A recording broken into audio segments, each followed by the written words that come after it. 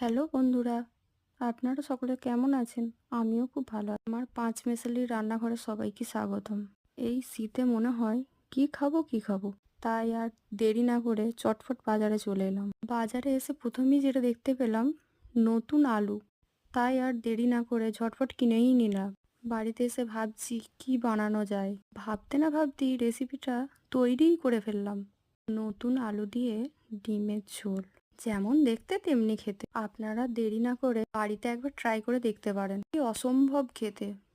আমার ভিডিও যদি আপনাদের ভালো লেগে থাকে অবশ্যই লাইক কমেন্ট শেয়ার করবেন। যারা আমার ভিডিওটা নতুন দেখছেন তারা প্লিজ প্লিজ প্লিজ একটু সাবস্ক্রাইব করে দেবেন। সবাই সুস্থ থাকবেন, দেখা হচ্ছে পরের ভিডিওতে। টাটা।